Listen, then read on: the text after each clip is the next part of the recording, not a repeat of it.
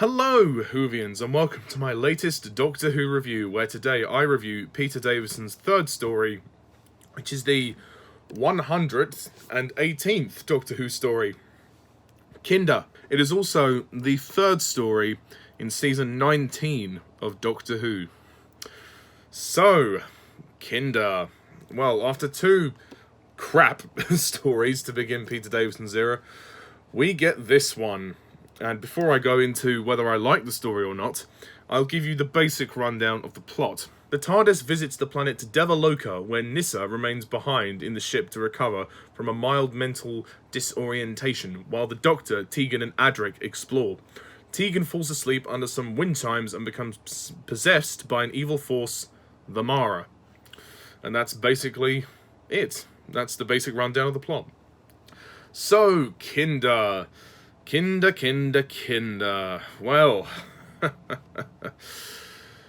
to be honest, it's a miracle by any stretch of the imagination, because we finally have a good Peter Davison story. Yay! Woo! Celebrate, finally.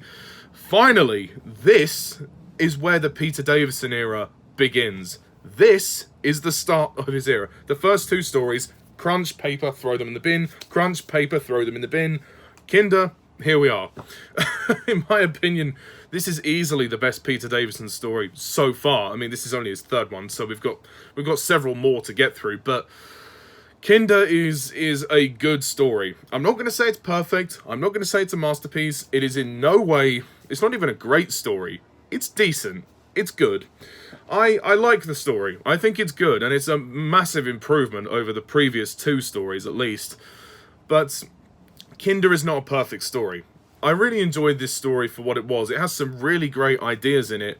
I think the idea of the Mara is really cool. It's very creepy. It's this sort of illusionist, essentially. It conjures up illusions for Tegan, and it basically acts as a symbiote. It kind of attaches itself to Tegan, and then it attaches itself to Aris as well.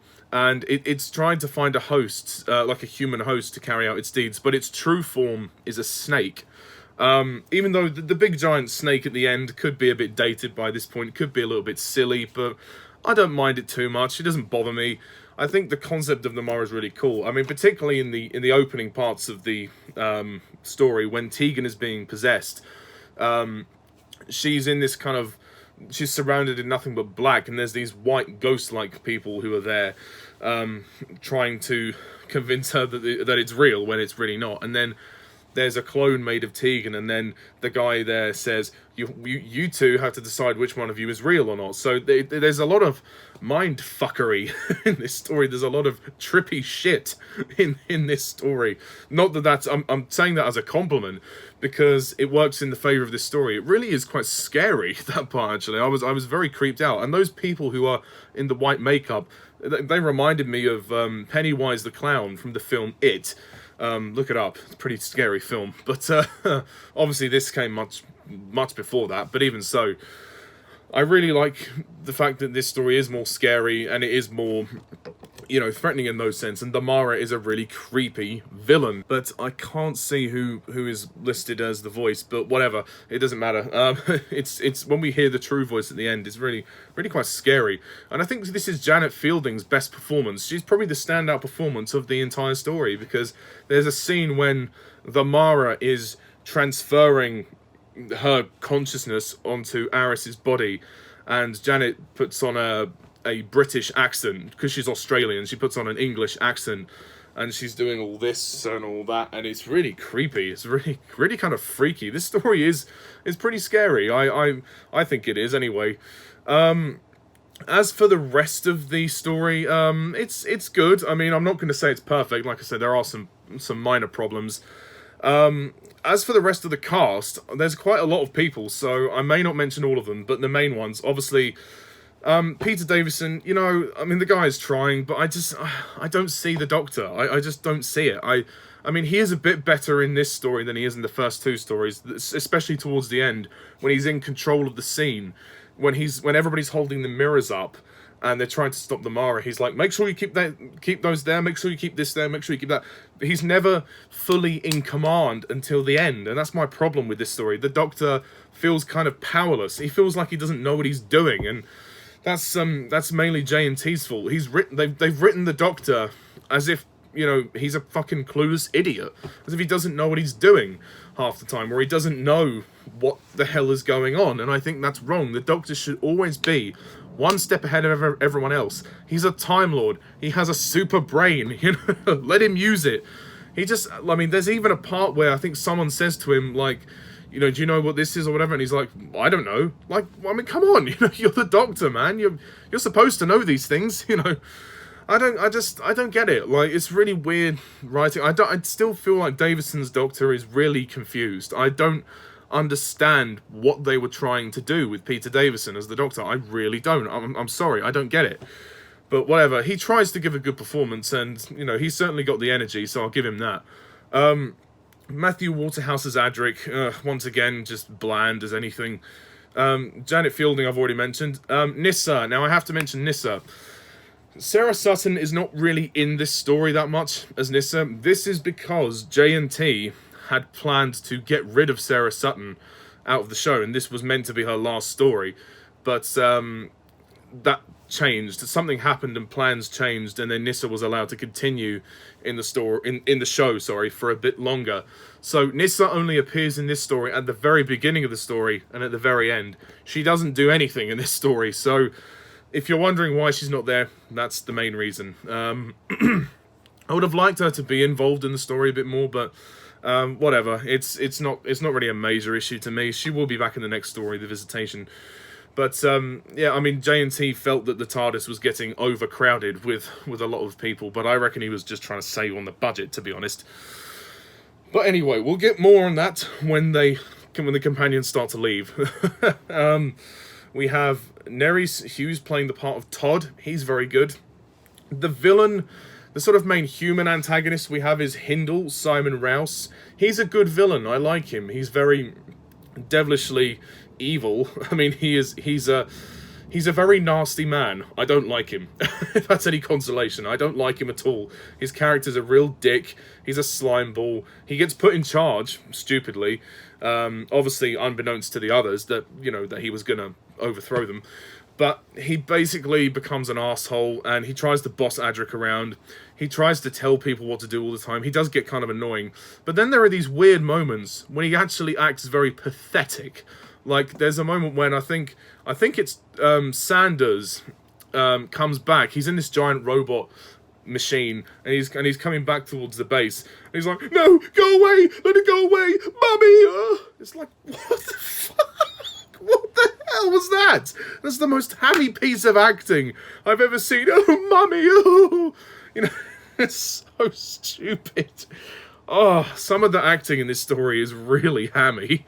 Really, really hammy. Oh my god.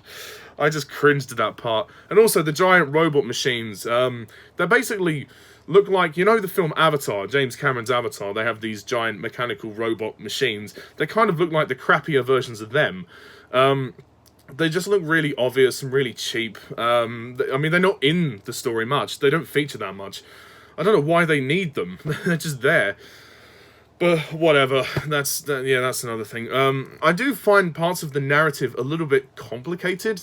Maybe that's just me. I mean, this is the first time I've watched this story, so I found it a little difficult to keep up with some of the exposition. I got the basic gist of the plot, but there are some elements of it which are a little bit confusing that went over my head. So I think that the story should have simplified things a bit.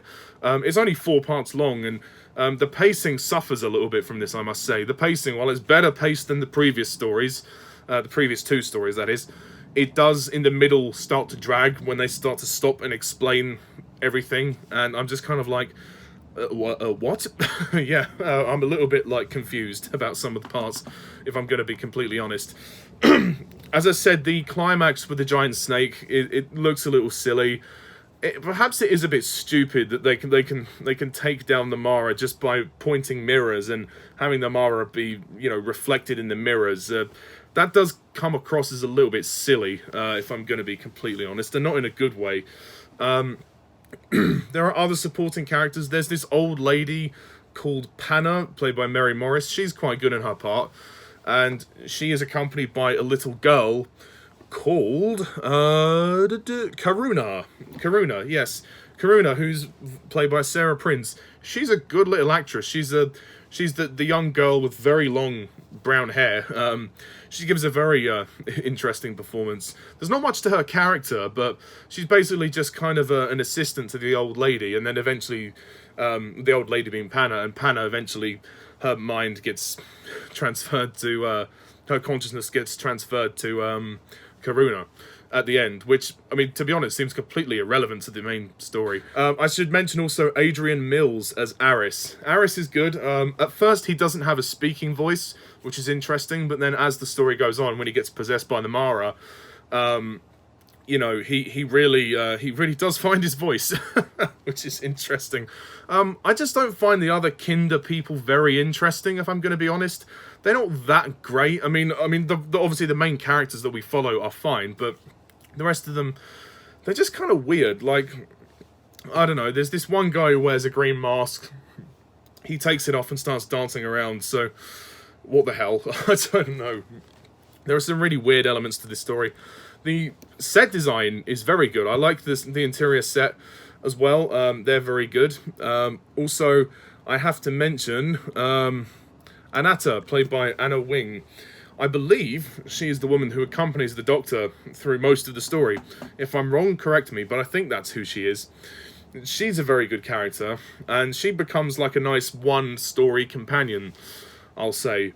So I think that's kind of nice. And the direction by Peter Grimwade. It's good. I think some of the storytelling could be simplified, but generally speaking, it comes together rather well. Certainly much better than the previous two stories.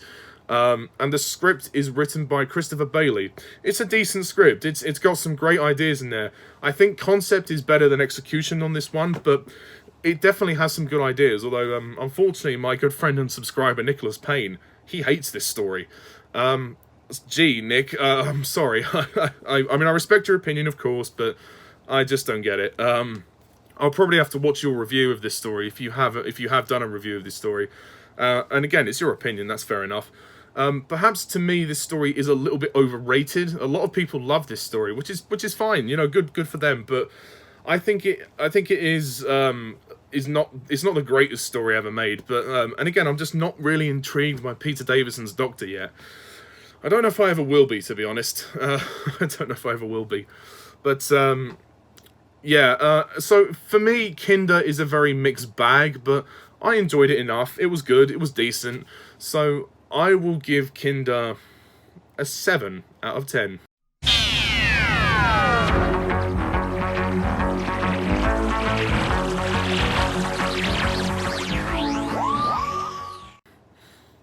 It's by no means a masterpiece. It might be average, but it's good average. You know, it's not under average at all. I think there's some great ideas, and I think there's a lot to enjoy. There's this really scary kind of tribal sort of ritual scene which the Doctor and Anatta walk down into the cave, which is interesting. Just before they see that Panna's body is sort of presumably died. Which I think is really, really cool. So visually, there's a lot of great flair to this story. There's a lot of great visual style to it, but I don't think it's a masterpiece. So, that's my mixed review of Kinder. Not Kinder, Kinder. So, next time on Doctor Who Review, we look at the 4th Peter Davison story, which is the 119th story, The Visitation. So, thank you very much all for watching, and until next time, I'm Mr. TARDIS11. See you soon, and bye for now.